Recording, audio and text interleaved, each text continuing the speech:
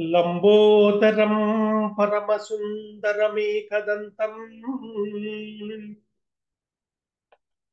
రక్తాంతదీర్ఘనయనం పరమం పవిత్రం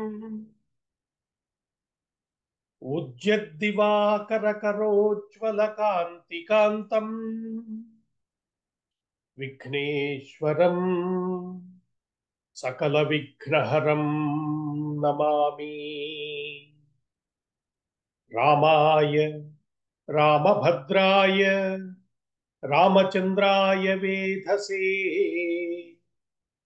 రఘునాథాయ నాథాయ సీతాయాః పతయే నమః.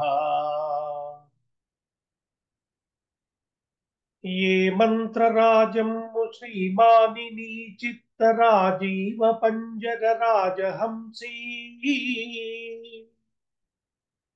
ఏ మంత్రరాజం వామదేవ మునీంద్ర హృధ్యానగమ్యమౌ నిద్ధ పదవీ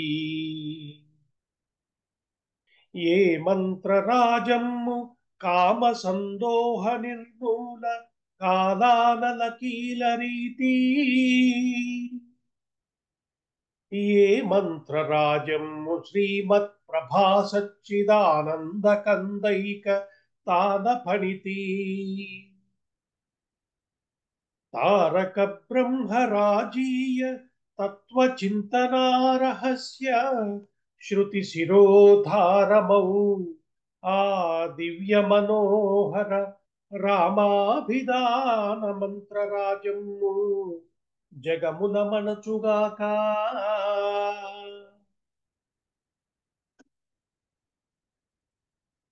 రామకథ రసవాహినిని ఆస్వాదించడానికి విచ్చేసినటువంటి మిత్రులు పెద్దలు అందరికీ ముందుగా స్వాగతం చెప్తున్నాను. మానవ జీవితం చాలా చిత్రమైనది. ఏమిటి అందులో ఉన్న చిత్రం ఏమిటి అంటే,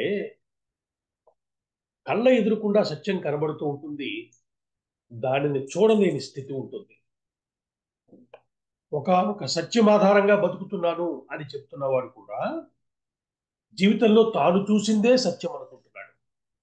ఈ మాటను కొంచెం లోతుగా ఆలోచించవలసినటువంటి అంశాలు. దీన్నే మామూలుగా అర్థమయ్యే పరిభాషలోకి మార్చుకుంటే మనందరం కూడా లాజికల్ హ్యూమన్ బీయింగ్స్. అంటే మన తర్కాన్ని ఉపయోగించి, లాజిక్ని ఉపయోగించి బతికేటువంటి జీవులం. అయితే లాజిక్ ఎప్పుడూ సత్యానికి వ్యతిరేకంగా ఉంటుందని పెద్దలు చెప్తున్నారు. ఈ ఈ రకమైనటువంటి జీవితం నుంచి బయటపడటానికి మనకి వీటన్నింటి యొక్క రామాయణాలు, భారతాలు, వేదాంత గ్రంథాలు, ఉపనిషత్తులు ఇన్ని అవసరమయ్యాయి. ఇన్ని తెలిసాక కూడా పండితులైన వారు కూడా తర్కానికి సంబంధించిన చర్చ దగ్గరికి వచ్చేసరికి మాయలో పడుతున్నారు. చిన్న ఉదాహరణ చెప్పుకుంటే మనకి బాగా అర్థమవుతుంది. ఆ మధ్యకాలంలో నాలాంటి ప్రవచనకారుడు ఒకడు రామాయణం ప్రవచనం చెప్పాడు. చాలా మంది విన్నారు. వింటుంటే బయట ఉన్నటువంటి నాస్తికుడు ఒక ఆయన, వాళ్ళకి ఎలాగో దీని మీద గౌరవం ఉండదు, ఎందుకు ఈ రామాయణాలంతా వింటారు, దీనివల్ల ఏమీ లాభం ఉండదు, చూడు నేను నిరూపిస్తాను అన్నట్టు. ఇలా నిరూపిస్తావు అంటే, రామాయణం అంతా విన్న తర్వాత ఏం తెలియాలి అంటే, రాముడు ఆదర్శప్రాయుడు, రావణాసురుడు మనము అంగీకరించవలసినటువంటి వ్యక్తిత్వం ఉన్నవాడు కాదు, ఈ మాత్రం తెలియాలి కదా. ప్రవచనం విని బయటకు వస్తున్నారు. బయటకు వస్తుంటే ఆ బయట ఒక బల్ల వేసి దాని మీద కొన్ని విగ్రహాలు పెట్టాట. ఎవరి విగ్రహాలు పెట్టాడు అంటే, రాముడివి, రావణాసురుడు. అందమైనటువంటి మట్టితో చేసినటువంటి రామ ప్రతిమల్ని ఉంచాడు. పక్కనే బంగారంతో చేసినటువంటి రావణాసురుడి ప్రతిమల్ని ఉంచాడు. అందరికీ ఏం చెప్పాడంటే, మీకేది కావాలంటే తీసుకోండి అని చెప్పాడు. ఈ వచ్చిన వారంతా, బయటకు వస్తున్న వారంతా ఎవరు? రామాయణం ప్రవచనం విని బయటకు వస్తున్నవారు. సహజంగా ఏం తీసుకుని ఉండాలి అనుకున్నాడంటే, ఆ చేసిన వ్యక్తి అందరూ రాముడి ప్రతిమ ఎంచుకుంటారేమో అనుకున్నారు. అయితే మట్టితో చేసిన రామ ప్రతిమని వదిలేసి బంగారంతో చేసిన రావణాసురుడి విగ్రహాన్ని అందరూ తీసుకెళ్లారు. ఇది కళ్ళ ముందు జరిగినటువంటి ఒక విషయం. ఇక్కడ దాకా చెప్పి కనుక ఊరుకుంటే ఈ చర్చకి అర్థమే లేదు. అయితే బయట ఉన్న నాస్తికుడు వెంటనే ఏమనుకున్నాడంటే, చూసారా, నిరూపణ అయిపోయింది. ఏం నిరూపణ అయిపోయింది అంటే, నువ్వు ఎన్ని ప్రవచనాలు విన్నా, ఎన్ని విషయాలు తెలుసుకున్నా, బంగారమే విలువైనది మట్టి కన్నా అనుకున్నావు తప్ప రావణాసురుడి విగ్రహాన్ని తీసుకుంటున్నానని అనుకోలేదు. కాబట్టి ప్రవచనాలు వినటం వల్ల ఉపయోగం లేదు అని నిర్ధారణకు వచ్చేసాం నేను అని చెప్పాడు. అయితే చిత్రం ఏంటంటే, ఈ ప్రవచనకారుడు కూడా బయటకు వచ్చాడు చెప్పిన ఆయన. ఆయన్ని కూడా ఏం తీసుకుంటారో తీసుకోండి అన్నారు. ఆయన ఒక నిమిషం రెండు చూసి రావణాసురుడి ప్రతిమ తీసుకున్నాడు. బంగారపు రావణాసురుడి ప్రతిమ తీసుకున్నాడు. అక్కడ ఉంది కదా. ఈయన ఇంకా ఆగలేక ఆయన్నే అడిగాడు, ఏమండి మీరు రావణాసురుడు తీసుకున్నారేంటి? మీరు ఇప్పటిదాకా రాముడు చాలా గొప్పవాడని చెప్పారు కదా అన్నాడు. నాయన, వివేకం అన్నది ఒకటి దేవుడు మనకి ఇచ్చాడు. ఈ విగ్రహాలు చేసిన వాడు ఎవడో చాలా తెలివి తక్కువ వాడని అర్థం కావటం కదా. ఇంత అందమైనటువంటి మౌల్డ్, ఆ విగ్రహాన్ని తయారు చేసుకోవటానికి వాడేటువంటి మౌల్డ్ ఉంటుంది కదా. రాముడికి ఎంత అందమైనటువంటి మౌల్డ్ ఉందో చూసావా.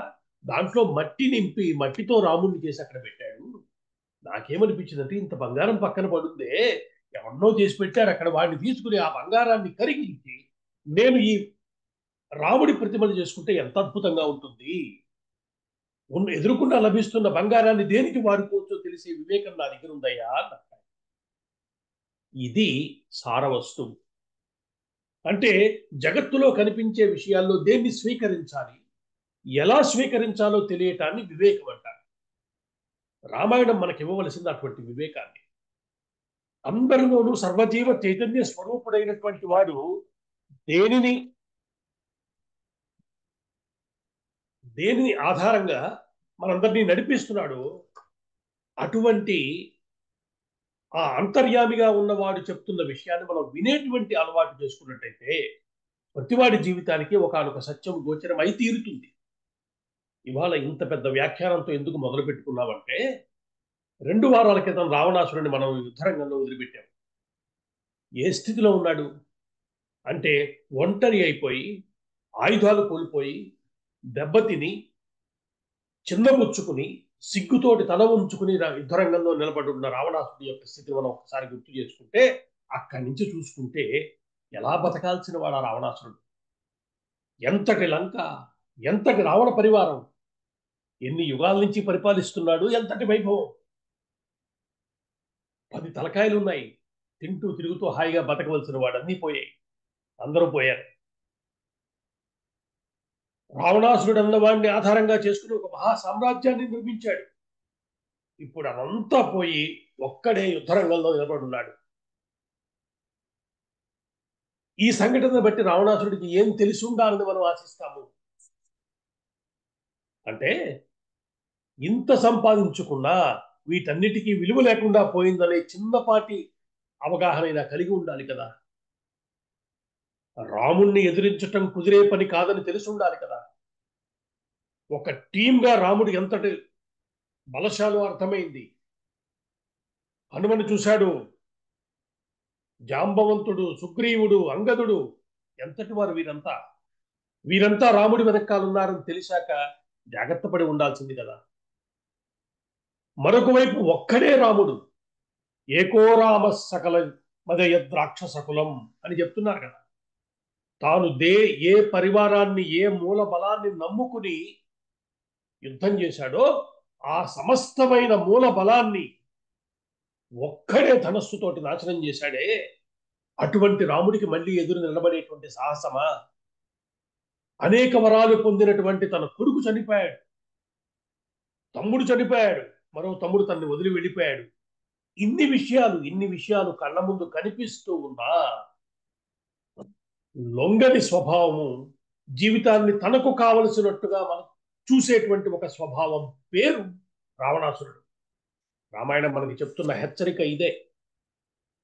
ఇంత జరిగాక కూడా బింకంగా రాముడి వైపు రథాన్ని పోని అని చెప్పాడట రావణాసురుడు. ఇక్కడ కల్పవృక్ష కవి విశ్వనాథ సత్యనారాయణ గారు అద్భుతంగా ఒక మాట చెప్పారు. మనసులో రావణాసురుడు తనకు తానే ధైర్యం చెప్పుకుంటున్నట్ట. ఏమంటున్నాడు? రాముండెవ్వడు లక్ష్మణుండెవడు రా, ఔరా వెల్పులా దైత్యులా ఏమి, దిక్కుల నేలు నట్టి దొరలా, ఏ వేల ఏండ్లైనా నిర్జీవ ప్రౌఢి సరోజ సోతుని తపశ్రీ చేత మెప్పించిరా, తామెవ్వారకు ఒక మంటి ముక్కదొర సంతానంబే ఆశ్చర్యమై. రాముడెవడయ్యా, లక్ష్మణుడెవడు? వీళ్ళేం దేవతలా దైత్యులా, లేక దిక్పాలకులా, లేదా నాలాగా వేల సంవత్సరాలు తపస్సు చేసి బ్రహ్మదేవుని మెప్పించారా? ఇలా ఆలోచిస్తున్నాడు. ఎందుకంటే ఇలా అనుకుంటే కానీ యుద్ధానికి వెళ్ళలేడు కాబట్టి ఇలా ఆలోచిస్తున్నాడు. అందుకే అంటున్నాడు, మంటి ముక్క దొర సంతానంబు. ఎవడా దశరథుడు? ఈ భూమంతా కలిపితే ఒక మట్టి ముద్ద అనుకుంటే దానిలో ఒక ముక్క కౌసలరాజ్యం. ఆ మంటి ముక్క దొర, దానికి రాజైన వాడు, ఆ రాజ్యానికి రాజు యొక్క కొడుకితను, అంటే ఆఫ్టర్ ఆల్ అన్నమాట. మరి తానెవరు? అనేక లోకాలను జయించిన వాడు. అసలు భూమి అంటేనే నాకు లెక్కలేదే, అందులో ఒక రాజ్యం, ఆ రాజ్యానికి ఒక దొర, అతను ఒక కొడుకు.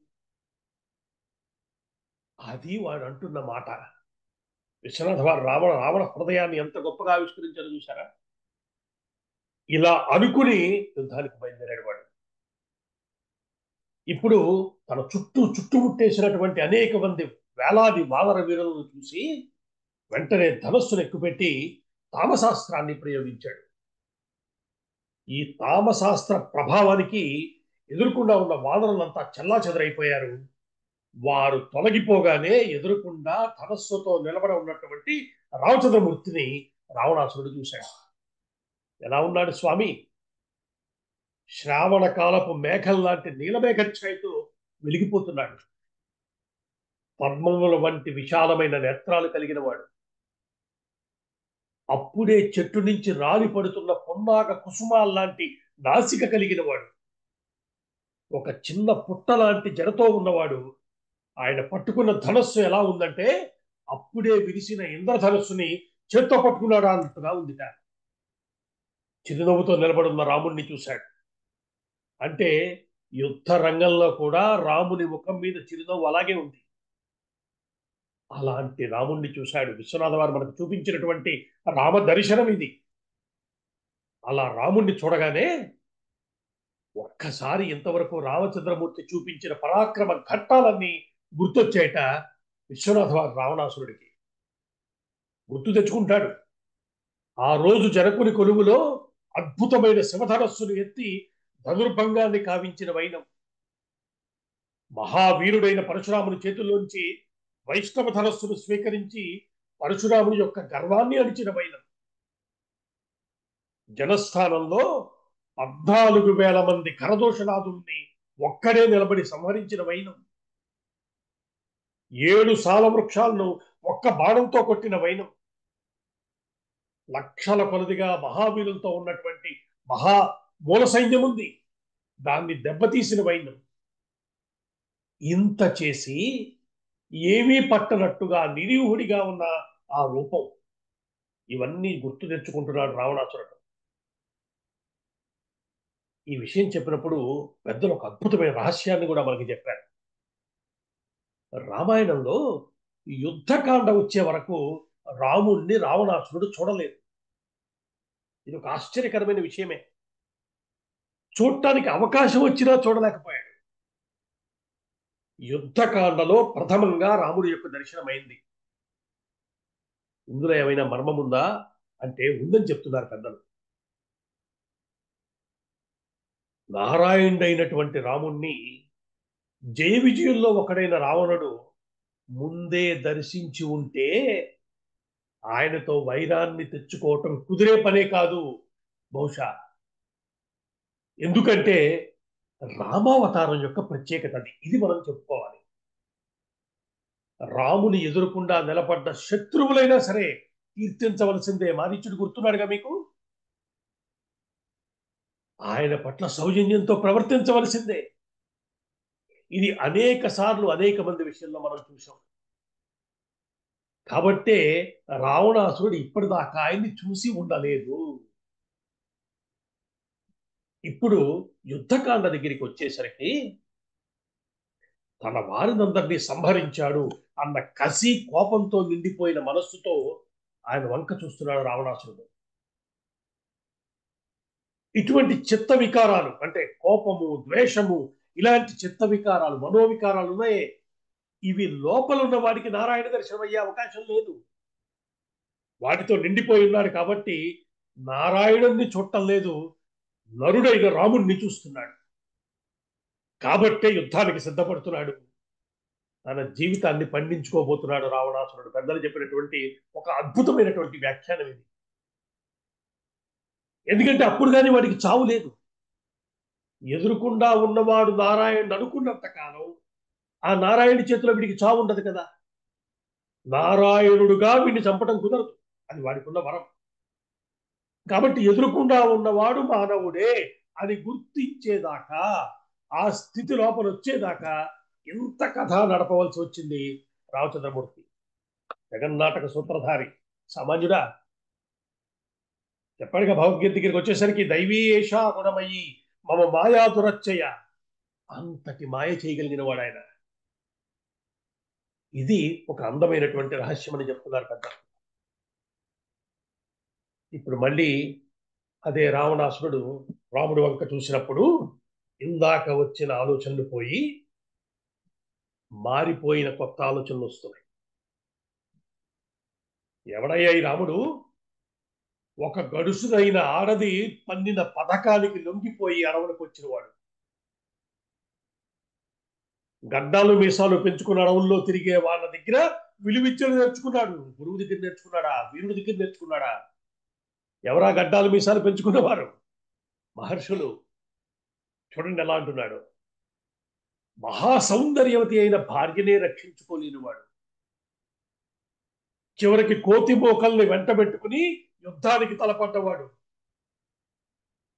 ఏది ఎలా పోతే నాకే అనుకుంటున్నట్టుగా ఒక బైరాగిలా నిల్చుని ఉన్నాడు. ఇలాంటి వాడా? ఇతడితోనే నాకు యుద్ధం అనుకుంటున్నాడు. ఇందాక ఆలోచించిన ఆలోచనలు పోయి ఇవి మనసులోకి వచ్చినటువంటి ఆలోచనలు. ఇది రావణాసురుడి కథ కాదు, కాదు, మనందరి కథ. మనస్సుకి లొంగి ప్రవర్తిస్తే స్థితి ఇలాగే ఉంటుంది. మనస్సును నియంత్రిస్తే రాముడు, మనస్సుకు లొంగితే రావణుడు. అలా నిలబడున్న రావణాసురుడు రాముడిని చూడగానే యుద్ధం చేయడానికి సిద్ధపడ్డాడు.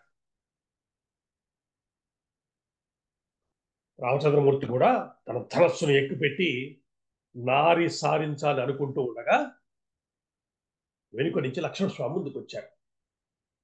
అన్నయ్య, ఈ అవకాశం నాకు ఇవ్వు, ఈ క్షణమే ఈ రావణాసురుడి పని పూర్తి చేస్తాను అని అన్నగారిని ప్రార్థించాడు లక్ష్మణస్వామి. తమ్ముడు ముచ్చట ఎందుకు కాదనాలి అనుకున్నారో ఏమో, రామచంద్రమూర్తి వెళ్ళమని అనుజ్ఞ ఇచ్చాడు. అన్నగారికి నమస్కారం చేశాడు. ధనస్సు తీసుకుని బయలుదేరాడు లక్ష్మణస్వామి. లక్ష్మణుడికి రావణాసురుడికి మధ్య పెద్ద యుద్ధమే జరిగింది. అయితే లక్ష్మణుడు వేస్తున్న బాణానికి, ప్రతి బాణానికి సమాధానం చెప్తూ ఎలాగైనా అతన్ని పక్కకి తప్పించి రాముడి దగ్గరికి వెళ్లే ప్రయత్నం చేస్తున్నాడు రావణాసురుడు.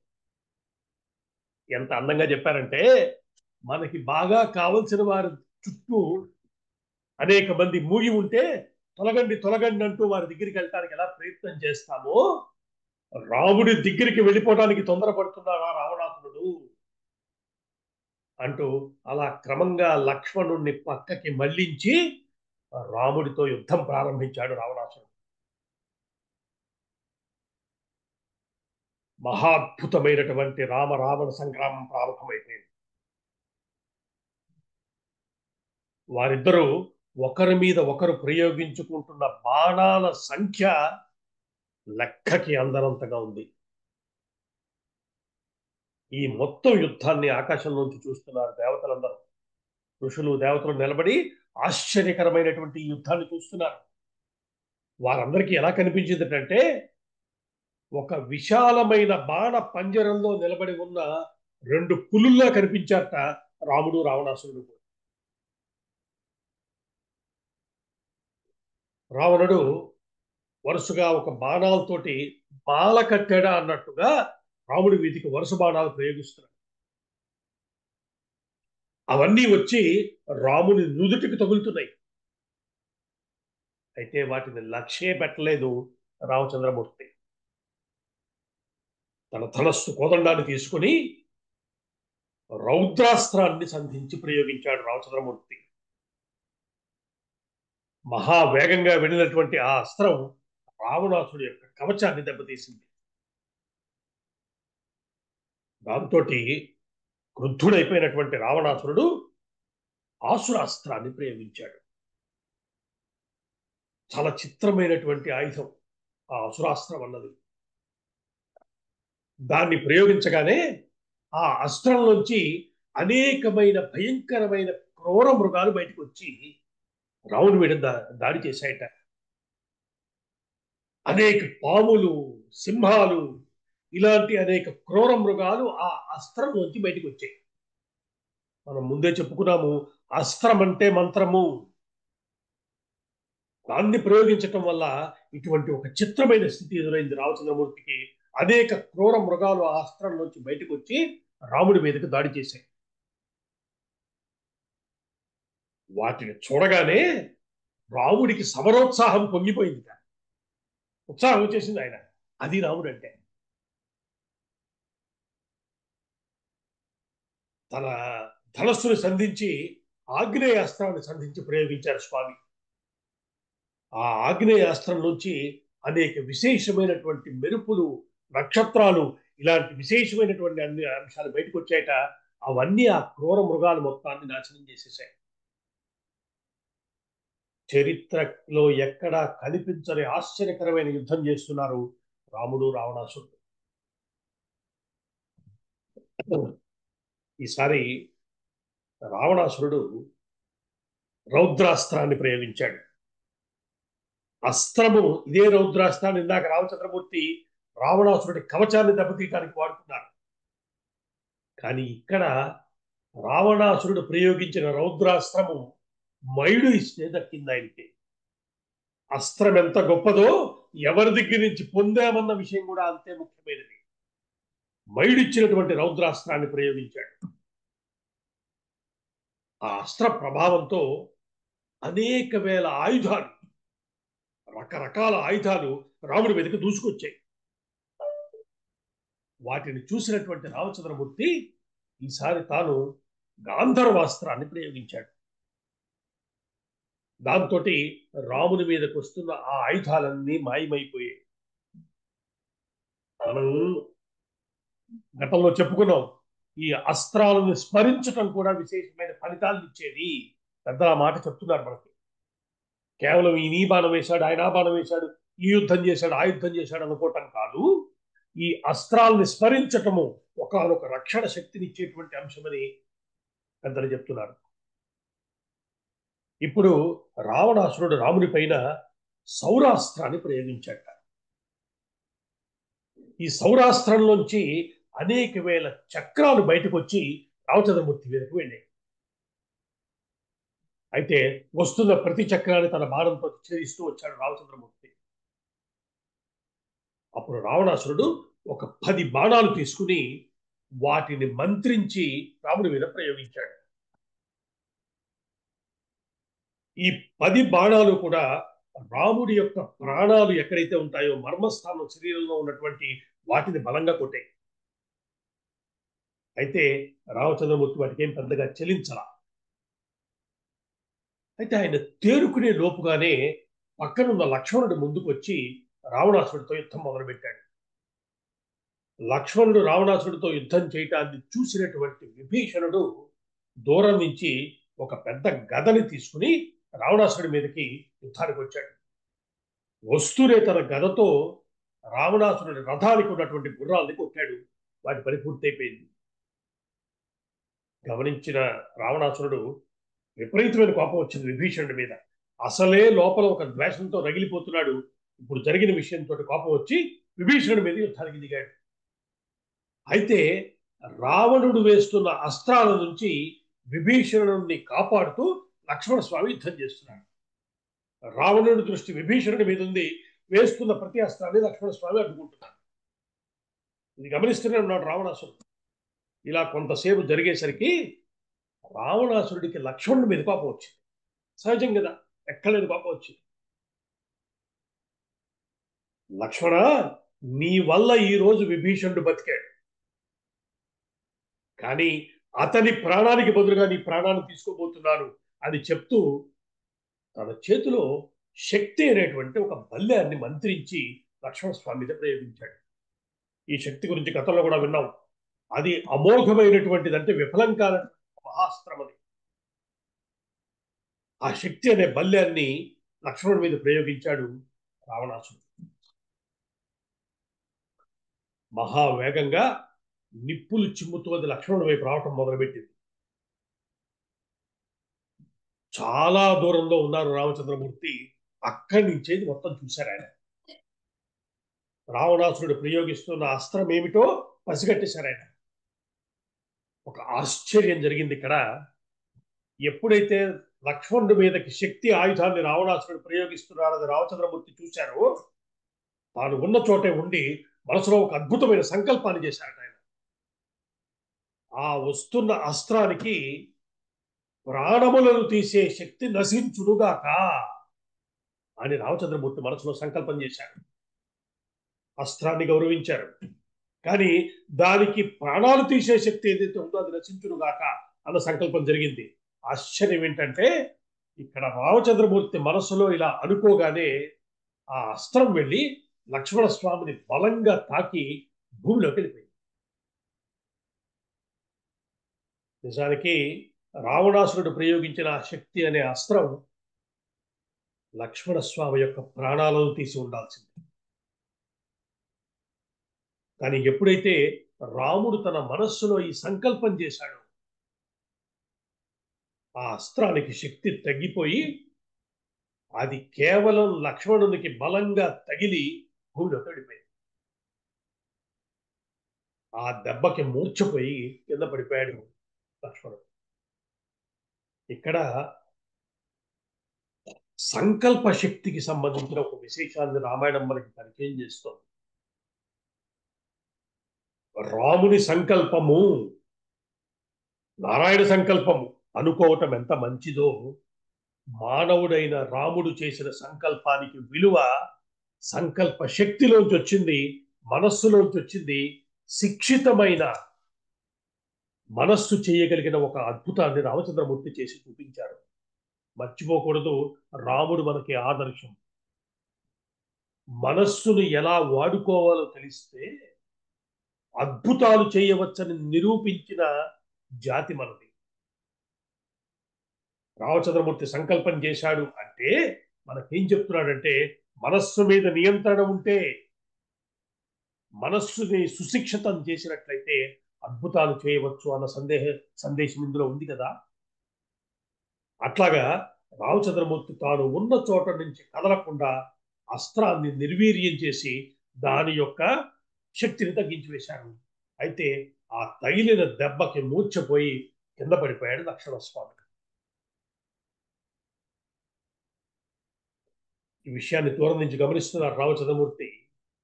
వెంటనే తాను ఉన్న చోట నుంచి వేగంగా లక్ష్మణుడి వైపు వెళ్ళటం మొదలుపెట్టారు. ఇందాకే అనుకున్నా దూరం నుంచి చూశాడు ఆయన, కాబట్టి వేగంగా లక్ష్మణుడి వైపు వెళ్తున్నారు. దారిలో రావణాసురుడు వేస్తున్న బాణాలు ఆయనకు తగులుతూనే ఉన్నాయి.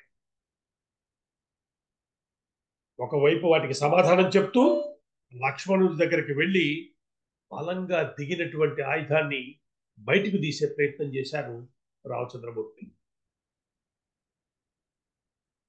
ఆ స్థితిలో ఉన్న రాముడి మీదకి యుద్ధ ధర్మాన్ని విస్మరించి రావణాసురుడు బాణాలు వేయటం కొనసాగించాడు. వాడి స్వభావం గమనించండి. ఇటువంటి రావణాసురుడిని మనం పొగుడుతున్నాం. ఈ జాతిలో కొద్దిమంది ఈరోజు రావణాసురుడి వ్యక్తిత్వాన్ని కీర్తిస్తున్నారు, కానీ ఎక్కడికెక్కడ తాను ఏమిటో చూపిస్తూనే ఉంటాడు మనకి రావణాసురుడు. యుద్ధ ధర్మం అన్నది ఒకటి ఉంది, గౌరవించవలసిన బాధ్యత ఉన్నది. అయినా సరే తమ్ముడి యొక్క ఆ శారీరక స్థితిని చూసుకుంటున్న రామచంద్రమూర్తి మీదకి యుద్ధ ధర్మాన్ని విస్మరించి రావణాసురుడు బాణాలు వేయటం కొనసాగించాడు. ఆ బాణాలు తనకు తగులుతున్నా తమ్ముడి హృదయంలో గుచ్చుకున్న బల్యాన్ని జాగ్రత్తగా బయటకు తీసి విరిచి ముక్కలు చేసి పక్కన పడేశారు రామచంద్రమూర్తి. లక్ష్మణస్వామి మూర్ఛపోయి కింద పడి ఉన్నాడు. లక్ష్మణుణ్ణి ఆ స్థితిలో చూసినటువంటి రాముడికి తీవ్రమైన కోపం వచ్చింది. చేతిలోకి ధనస్సు తీసుకుని, ఈ రోజుతో ఈ భూమి మీద రాముడో రావణుడో తెలిపోతుంది అంటూ తీవ్రమైనటువంటి బాణాలతోటి రావణాసురుడి మీదకి యుద్ధానికి దిగారు. ఆ యుద్ధాన్ని మహాద్భుతంగా వర్ణించాడు వాల్మీకి మహర్షి. ఎంత తీవ్రమైన దాడి చేశారంటే రావణాసురుడి మీద రథం నుంచి కిందకి దిగి వెనక్కి తిరిగి యుద్ధరంగం నుంచి పారిపోయాడు రావణాసురుడు. అది వాడి వీరత్వం. రావణాసురుడు అలా పారిపోవటంతో రాముడు తిరిగి తమ్ముడి దగ్గరికి వచ్చాడు. అప్పటికే వానరులంతా అక్కడికి చేరి ఉన్నారు. లక్ష్మణస్వామి కింద పడి ఉన్నాడు. అందరూ లక్ష్మణుడి వంకే చూస్తున్నారు. వాళ్ళ వైద్యుడు ఉన్నాడు సుషేణుడు, ఆయన కూడా వచ్చాడు. వచ్చి చూశారు. ఎన్ని రకాల ప్రయత్నాలు చేస్తున్నా లక్ష్మణస్వామిలో కదలిక లేదు. ఇంచుమించు మరణించాడా అన్నట్టుగా పడి ఉన్న లక్ష్మణుడిని చూసి రాముడు కళ్ళనీళ్ల పర్యంతమైపోయాడు. ఇక్కడ మనకి వాల్మీకి మహర్షి ఒక అద్భుతమైన శ్లోకం చెప్పారు. దాని తాత్పర్యం ఏంటంటే, రాముడు అంటున్నాడు, మానవ జీవితంలో స్నేహితుల్ని సంపాదించుకోవచ్చు, భార్యను కూడా సంపాదించుకోవచ్చు, కానీ ఒకసారి కోల్పోతే తిరిగి రానివాడు తనకి తోడబుట్టినవాడు అంటూ రామచంద్రమూర్తి దుఃఖించాడు అని చెప్తున్నారు వాల్మీకి మహర్షి. అన్నదమ్ముల మధ్య ఉన్నటువంటి అద్భుతమైన అనుబంధాన్ని రామాయణం మరొకసారి మన ముందుంచింది. కుటుంబ వ్యవస్థే భారతదేశం. కుటుంబ వ్యవస్థలో విచ్ఛిన్నం, దానిలో వచ్చేటువంటి ఆ డిగ్రేడేషన్, ఆ డీకే ఏదైతే ఉందో అది భారతదేశాన్ని ఈరోజు ఎంత తీవ్రంగా దెబ్బతీస్తుందో మనం చూస్తున్నాం. రామాయణం వినటం వల్ల రామచంద్రమూర్తి అనుగ్రహం మనకి కలిగింది అనటానికి ఒక సూచన ఏమవ్వాలంటే, మన కుటుంబాలు బాగుండాలి. మన కుటుంబాల మధ్య ఉండేటువంటి ఆ వైమనస్యాలు పోవాలి. కలి యొక్క ప్రభావం నశించాలి. భారతదేశంలోని కుటుంబాలన్నీ హాయిగా ఉండాలి. ఈ ప్రార్థన మనం రామచంద్రమూర్తిని చేద్దాం. ఈ మాట ఇక్కడ రామచంద్రమూర్తి చెప్తున్నాడు. నీలాంటి సోదరులు లేకపోతే నా జీవితం ఎందుకయ్యా అంటున్నాడు. అలా దుఃఖిస్తున్నటువంటి రాముణ్ణి చూసి సుషేనుడు ఒక మాట చెప్పాడు. రామ, లక్ష్మణుడి మొహంలో కళ తగ్గలేదయ్యా. అతడి సహజంగా ఉండే తేజస్సులో కూడా మార్పేమీ లేదు. నాడీ స్పందన కూడా మామూలుగానే ఉంది. కాబట్టి ఇది కేవలం మూర్ఛ మాత్రమే. ఇతనికి వచ్చిన ప్రమాదం ఏమీ లేదు. రామచంద్ర, ఇప్పుడు మనం లక్ష్మణుణ్ణి బతికించుకోవటానికి ఉన్న ఉపాయం ఒక్కటే. అది గతంలో మనకి జాంబవంతుడు చెప్పాడు. హిమాలయ పర్వత శ్రేణుల్లో ఉన్నటువంటి ఆ సంజీవిని పర్వతం ఉంది. దాని మీద ఉన్న విశల్యకరణి మనం చెప్పుకున్నాం. ఆ మూలికలు కావాలి మనకి. దాంతో మనం లక్ష్మణుడిని తిరిగి బతికించుకోవచ్చు. సామాన్యమైన మూలికలు కాదవి, ఆ మృత సంజీవిని కావాలి మనకి. కాబట్టి దాన్ని తెప్పించే ఏర్పాట్లు చేయాలి అని చెప్పాడు సుషేనుడు రామచంద్రమూర్తి. సహజంగా వెంటనే అందరి దృష్టి అక్కడ ఉన్న హనుమంతుడి వైపు తిరిగింది.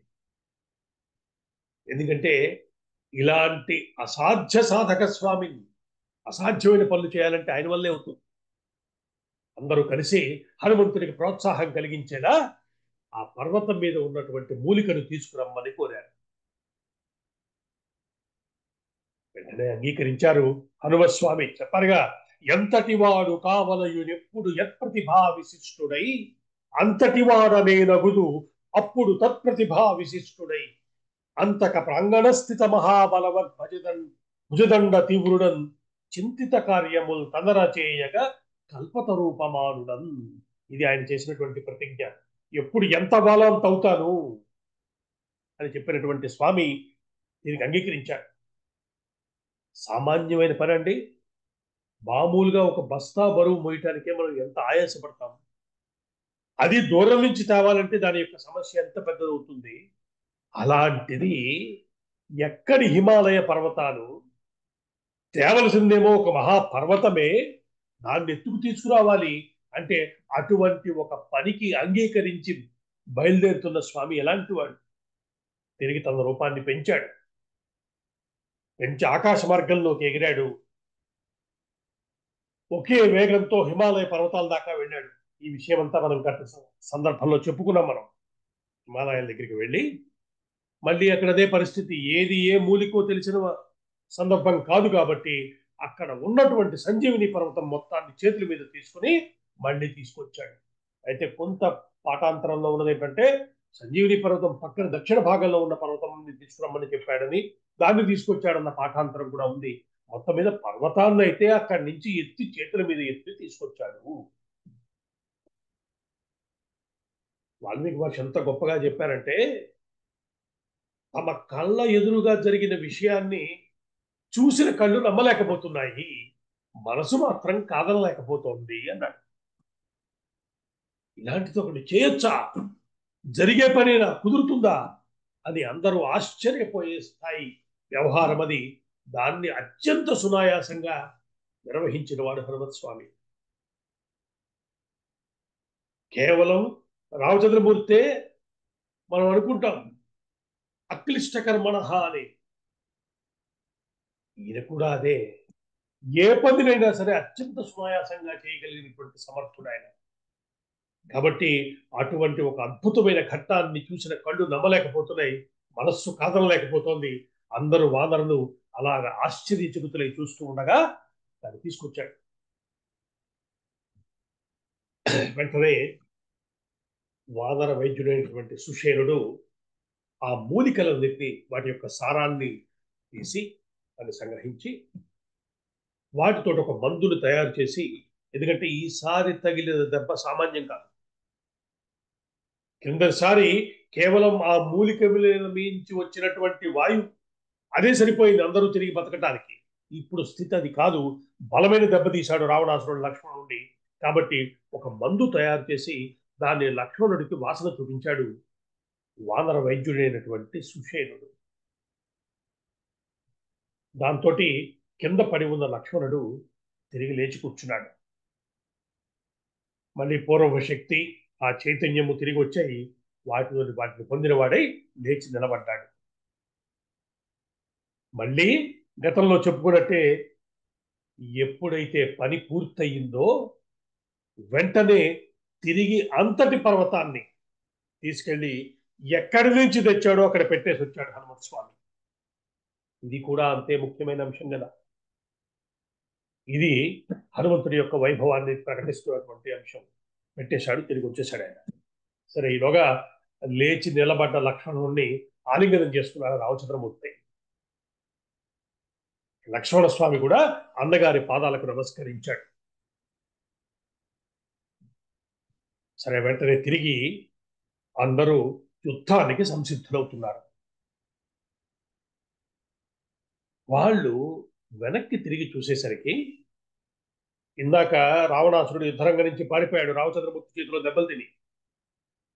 అలా పారిపోయిన వాడు తిరిగి కొత్త రథాన్ని సమకూర్చుకుని దాని మీద మళ్ళీ వేగంగా యుద్ధరంగంలోకి ప్రవేశిస్తున్నాడు. వాడు కనిపించాడు.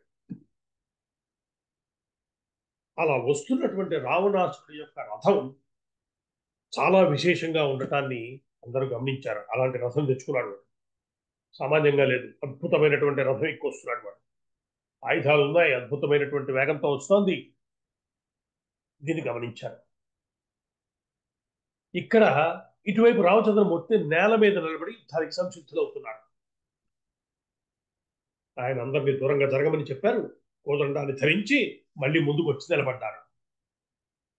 అయితే ఈ విషయం మొత్తాన్ని గగనంలోంచి చూస్తున్నటువంటి దేవతలు ఉన్నారు కదా, మనం చెప్పుకుంటున్నాం అది. రామరావణ యుద్ధాన్ని చూడటానికి వాళ్ళందరూ వచ్చి పైన బారులు తీరారు, చూస్తున్నారు.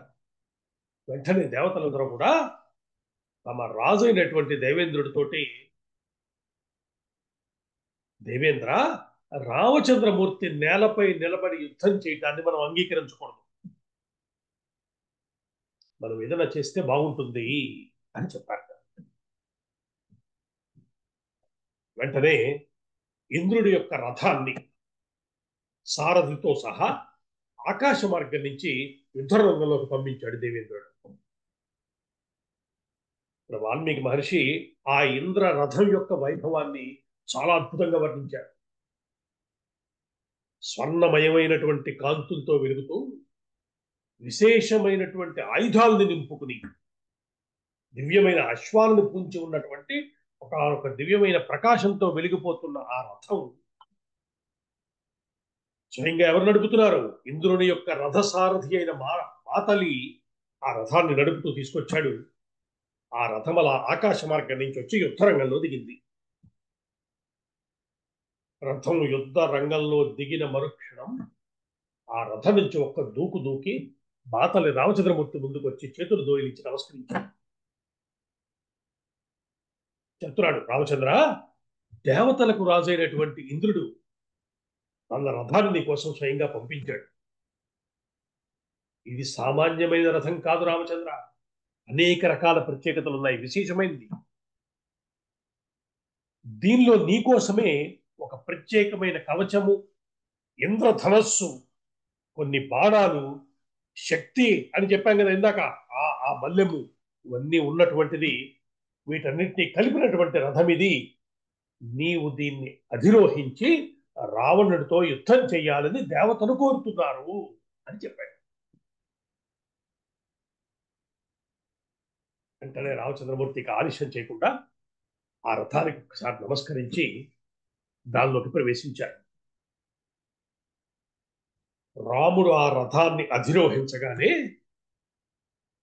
యుద్ధరంగం అంతా కూడా ఒక ప్రత్యేకమైన కాంతితో ప్రకాశించిందట. ఇక్కడ ఒక ఉపాసనాపరమైన రహస్యం ఉందని పెద్దలు చెప్తున్నారు. ఇప్పుడు విన్నాం కదా మనం, అంత దివ్యమైన రథం రావటము, దానిని రామచంద్రమూర్తి కోదండాన్ని ధరించి దానిలో ఎక్కి నిలబట్టము, ఇంద్రుడు పంపిన రథాన్ని అధిరోహించి కోదండాన్ని ధరించి నిలబడి ఉన్న రామచంద్రమూర్తిని మనస్సులో భావన చేస్తే చాలుతండి, అనేకమైన పుణ్య ఫలితాలు కలుగుతాయి అని ఈ కాండను వినటం యొక్క ఫలితం గురించి పెద్దలు చెప్పారు. ఇప్పుడు మనంతా విన్నాం కదా, అంటే ఏమైంది? మన మనసులో ఆ యుద్ధరంగము, దానిలో దిగిన రథము, దానిని అధిరోహించిన రామచంద్రుడు చేతిలో కోదండం ధరించి నిలబడి ఉన్న ఆ దివ్య భవ్య స్వరూపాన్ని ఒక్క క్షణం పాటు మనసులో అలా మెదిలినంత మాత్రం చేత విశేషమైన పుణ్య ఫలితాలు కలుగుతాయి. రామాయణం వింటే ఎప్పుడో ఏందో పుడుతుందో కాదు, ఇలాంటి తక్షణ ఫలితాలను కూడా పెద్దలు చెప్పారు.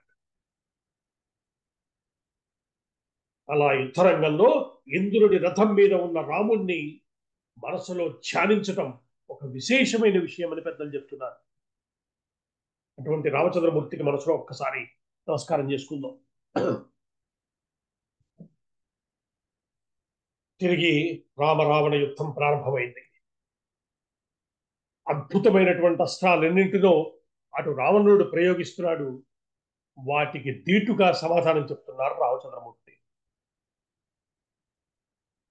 రావణుడు ఒక భయంకరమైనటువంటి రాక్షసాస్త్రాన్ని ప్రయోగించాడు. ఆ మాటలు వింటేనే మీకు వాటి యొక్క లక్షణాలు తెలిసిపోతాయి. ఈ రాక్షసాస్త్రానికి ఉన్న లక్షణం ఏంటంటే, అది ప్రయోగించగానే గాల్లో నిలబడుతుంది. దాని నుంచి ముందు అనేకమైన వేల కొద్ది బాణాలు బయటకు వస్తాయి. ఆ బాణాలన్నీ సర్పాలుగా మారిపోతాయి, పావులుగా మారుతాయి, నాగములుగా మారి ప్రత్యర్థి మీద దాడి చేస్తాయి. అటువంటి అస్త్రాన్ని ప్రయోగించాడు రావణాసురుడు. గమనించారు రామచంద్రమూర్తి. వెంటనే తన వద్ద ఉన్నటువంటి గారుడాస్త్రాన్ని ప్రయోగించాడు. ఆ గారుడాస్త్రంలోంచి వచ్చినటువంటి అగ్ని జ్వాలల్లో ఆ పాములన్నీ, ఆ నాగములన్నీ కూడా మాడి మసయి ఆ అస్త్రం నిర్వీర్యమైపోయింది. దాంతో కోపం పట్టలేనటువంటి రావణాసురుడు బాణాల వర్షం కురిపించాడట అని చెప్తున్నారు మహర్షి. అక్కడ చాలా అందమైన శ్లోకాలు చెప్పారు. యుద్ధాన్ని ఒక మహర్షి ఇంత అందంగా అందించడం మనకి ఇక్కడ కనిపించదు. అంత దివ్యమైన రమ్యమైన వర్ణం చేశారు. బాణాల వర్షమే కురిసిందిట.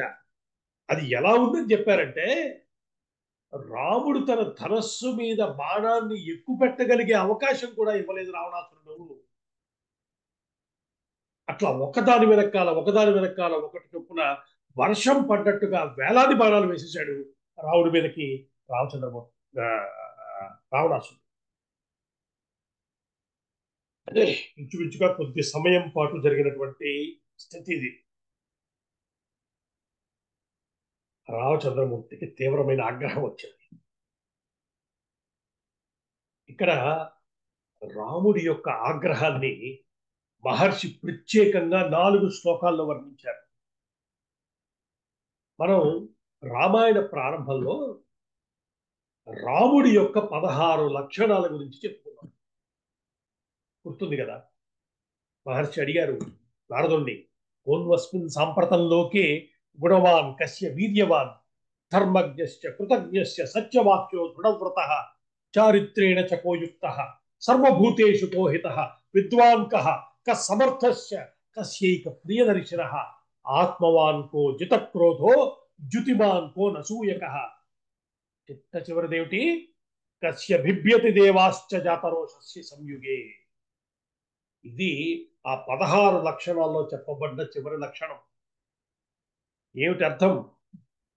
కస్య బిభ్యతి దేవాస్య జాతరోషస్య సంయుగే. ఎవరికి కోపం వస్తే దేవతలు కూడా భయపడతారో అటువంటి లక్షణం కలిగిన వాడు రాముడు. ఇది కదా చెప్పారు. అక్కడ లక్షణంగా చెప్పిన దాన్ని ఇక్కడ వాస్తవంగా మహర్షి మనకి చూపిస్తున్నారు. ఇప్పుడు ఇక్కడ ఉన్న స్వామి సామాన్యంగా లేడు. ఆయన కళ్ళల్లో కనిపించిన కోపాన్ని చూసి ఆకాశంలో రామరావణ సంగ్రామాన్ని చూస్తున్నటువంటి దేవతలందరూ భయంతో వణికిపోయారు. వారు రామచంద్రమూర్తికి కొంత శాంతం కలగాలని జయ జయధ్వానాలు చేశారని చెప్తున్నాడు మహర్షి. సామాన్యంగా లేదు. మళ్ళీ శివుణ్ణి గుర్తు చేస్తున్నారు రామచంద్రమూర్తి. ఆ ఇద్దరి మధ్య ఉండే అభేదాన్ని మనం పదే పదే స్మరించుకుంటున్నాం. మూల బలాన్ని దెబ్బతీసినప్పుడు కనిపించిన రామచంద్రుడు 14,000 మంది ఖరదూషణాదుల్ని కనిపించినప్పుడు సంహరించినప్పుడు కూడా ఇదే రామచంద్రమూర్తి రుద్రావతారంగా కనిపించాడని చెప్పుకున్నాం మనం. ఇప్పుడు మళ్ళీ శివుణ్ణి గుర్తు చేస్తున్నాడు ఆ రామచంద్రమూర్తి. అంత ఉగ్ర రూపంతో నిలబడున్నాడు. చూసినటువంటి రావణాసురుడు వెంటనే ఒక త్రిశూలాన్ని చేతిలోకి తీసుకుని రాముడి మీదకి ప్రయోగించాడు. మామూలు త్రిశూలం కాదది. 8 గంటలున్నాయట దానికి. వాటి నుంచి వచ్చే చిత్రమైన ధ్వనులతోటి మెరుపుల వంటి కాంతితో మహావేగంగా రాముడి మీదకి దూసుకొచ్చింది ఆ త్రిశూలం. దీనిని గమనించాడు ఇంద్రుడి రథసారథి అయి ఇప్పుడు రాముడెక్కిన రథాన్ని నడుపుతున్న సారథి మాతలి. అతను వెంటనే రామచంద్రమూర్తితో, రామా, ఇప్పుడు ఇంద్రుడు నీకు ఇచ్చినటువంటి శక్తి ఆయుధాన్ని ప్రయోగించు అని చెప్పాడు. వెంటనే రామచంద్రమూర్తి ఆ శక్తి ఆయుధాన్ని తీసుకుని మంత్రించి ప్రయోగించాడు. మహావేగంగా వెళ్ళినటువంటి ఆ శక్తి ఆయుధం ఆ త్రిశూలాన్ని భగ్నం చేసింది. మళ్ళీ ఇక్కడ మనకి విశ్వనాథ వారిని ఒకసారి చూడాల్సిన అవసరం ఉంది. ఆయన ఒక అందమైన విషయాన్ని ప్రస్తావన చేశారు. ఒకప్పుడు రావణాసురుడు దేవేంద్రుని జయించాడు అని చెప్పుకున్నాం కదా. ఆ యుద్ధంలో ఇంద్రుడు ఇదే శక్తి ఆయుధాన్ని రావణాసురుడి మీద ప్రయోగించాడు. అది రావణాసురుడిని ఏమీ చేయలేకపోయింది. మరి ఇప్పుడు అదే దేవేంద్రుడి యొక్క రథంలో నిలబడి అదే శక్తి ఆయుధాన్ని రామచంద్రమూర్తి ప్రయోగిస్తే అది రావణాసురుడి యొక్క ఆయుధాన్ని దెబ్బతీయటం మాత్రమే కాక అతని రథాన్ని కూడా సర్వనాశనం చేసింది. చిత్రంగా ఉంది కదా. దీన్ని ఎంత అందంగా చెప్పారంటే విశ్వనాథ్ వారు ఒక గొప్ప పద్యంలో చెప్పారు. ఇంద్రపురాప్రేషితమై సాంద్ర మహాశక్తి ఇట్లు చాలనియది నేడు ఇంద్రులకింద్రుడు రఘుచంద్రునిచే సోనదమన శక్తిని బడసెన్. ఎవరిక్కడున్నది ఈసారి? అదే శక్తి ఆయుధం ఈ రోజు ఇంద్రులకే ఇంద్రుడైనటువంటి రామచంద్రుడు. ఆయన చేతుల్లో ఒక మహా ఆయుధంగా మారిపోయింది. రావణుని యొక్క సమస్తమైన ఆయుధ సంపత్తిని, రథాన్ని నాశనం చేసి పెట్టింది అంటూ ఒక అద్భుతమైనటువంటి వ్యాఖ్యానాన్ని విశ్వాధారణకు చేశారు. అటువంటి రామచంద్రమూర్తి చేతిలోంచి ప్రయోగించబడ్డ శక్తి ఆయుధం యొక్క గొప్పతనాన్ని మనం స్మరించుకున్నాం.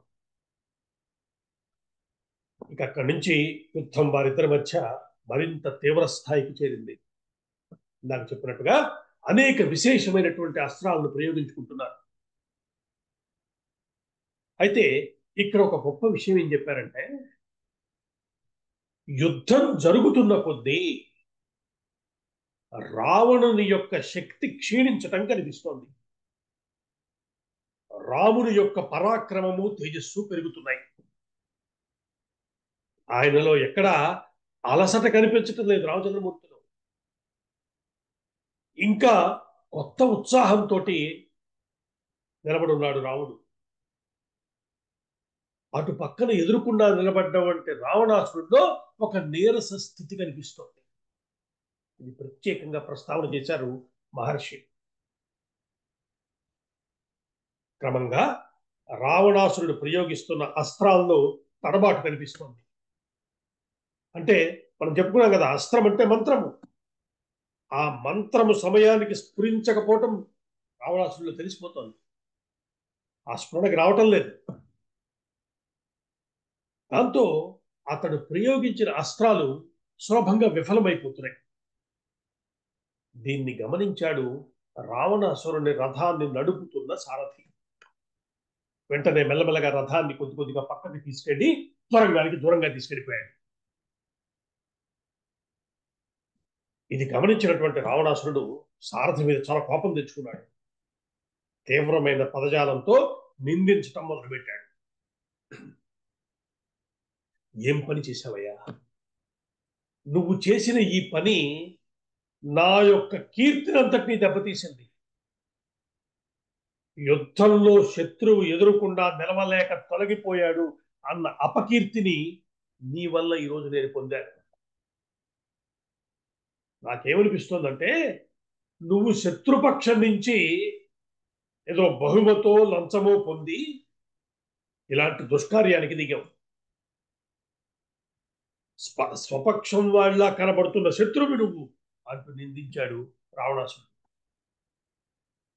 ఈ మాటలు విన్నటువంటి సారథి కొంచెం నొచ్చుకుని, రాక్షసరాజా, నేను భయపడు నిన్ను వంచిద్దామనో నీ రథాన్ని పక్కకి తీసుకురాలా. కేవలం నీ మీద ఉన్న స్నేహంతో, నిన్ను రక్షించుకోవాలనే ఉద్దేశంతో పక్కకి తెచ్చాను.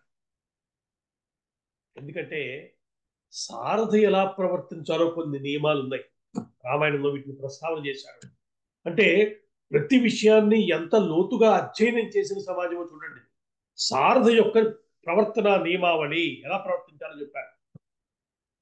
ఇక్కడ అతను చెప్తున్నాడు, వాటికి అనుగుణంగా నేను నిన్ను పక్కకి తప్పించాను తప్ప నీ మీద నాకు ద్వేషభావం కానీ, శత్రువుల నుంచి ఏదో ప్రయోజనం పొందటం కానీ రెండూ కావయ్యా. సారథి అన్నవాడు దేశకాలాలను గమనించుకుంటూ ప్రవర్తించాలి. రథంలో ఉన్న వీరుడి యొక్క స్థితిని కూడా దృష్టిలో పెట్టుకోవాలి. అతని క్షేమాన్ని పట్టించుకోవటం కూడా సారథి యొక్క ధర్మం.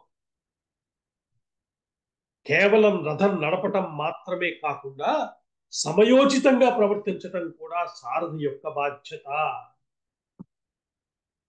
ఇవన్నీ దృష్టిలో ఉంచుకుని నేను నీ రథాన్ని పక్కకి తీసుకొచ్చాను తప్ప నాకు మరొక ఉద్దేశం లేదు అని సారథి చెప్పాడు.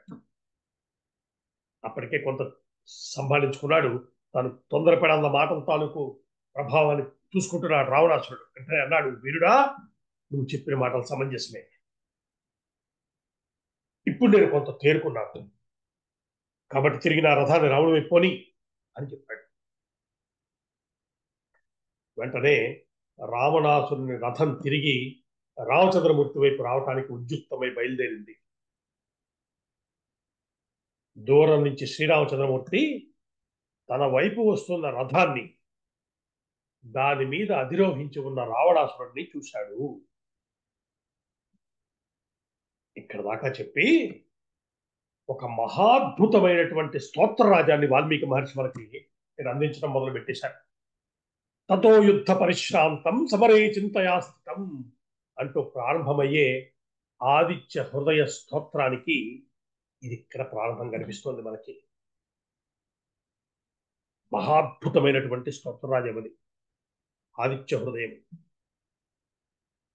ఇందాక మనకి ఇంట్రడక్షన్ చెప్తూ బాలు చెప్పినట్టుగా పెద్దలు ఈ విషయం చెప్పారు.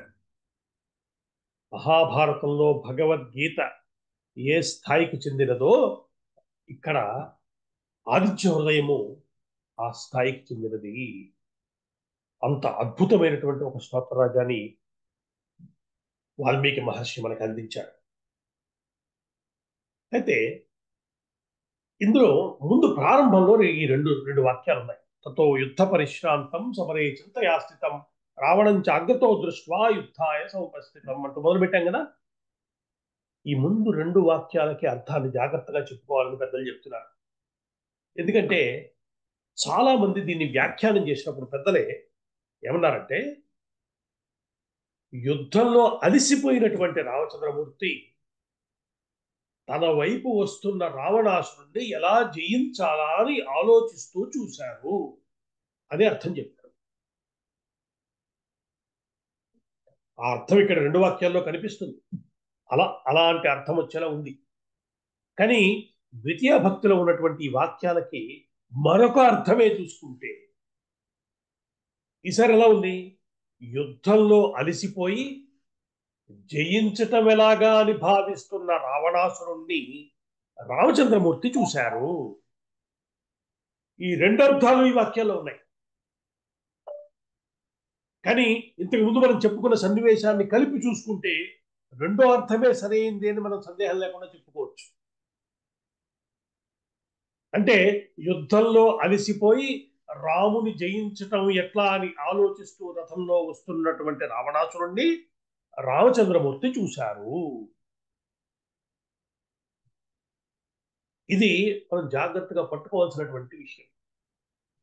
ఎందుకంటే రామాయణం లాంటి గ్రంథాలు కేవలము మనకి తెలిసిన కొద్దిపాటి లాజిక్తో అర్థం చేసుకునే ప్రయత్నం చేస్తే తర్వాత తరాలకు అందించడంలో విఫలమవటానికి అది కూడా ఒక ప్రధానమైన కారణం అవుతుంది. ఏ విషయాన్ని ఎలా సమన్వయించుకోవాలో, ఏ విషయాన్ని ఎలా అర్థం చేసుకోవాలో పెద్దల్ని అడిగి తెలుసుకోవాలి తప్ప అక్కడ ఉన్నదాన్ని ఉన్నట్టుగా ఇదే కదా అర్థం అనటం వల్ల వచ్చిన ప్రమాదం ఏంటంటే, ఋషి హృదయం ఒకటి ఉంది, వారు చెప్దామనుకున్న అంశం ఒకటి ఉన్నది, మనకి మనం అర్థం చేసుకుంటున్న పద్ధతి ఒకలా ఉంటుంది. ఈ ప్రమాదం నుంచి మనం దాటకపోతే అనేక అద్భుతమైన విషయాలు అక్కడ అలా ఉంది కదండి అంటే, ఇప్పుడు నేను చెప్పిన విషయమే అర్థమవుతోందిగా. రెండు అన్వయాలు కుదిరినప్పుడు ముందేముంది అంటే, అంతకు ముందే ప్రత్యేకంగా చెప్పాడు. ఏమని? యుద్ధం జరుగుతున్న కొద్దీ రావణాసురుల్లో శక్తి నశించిపోతోంది, తగ్గిపోతూ కనిపిస్తోంది, నీరసపడుతున్నాడు.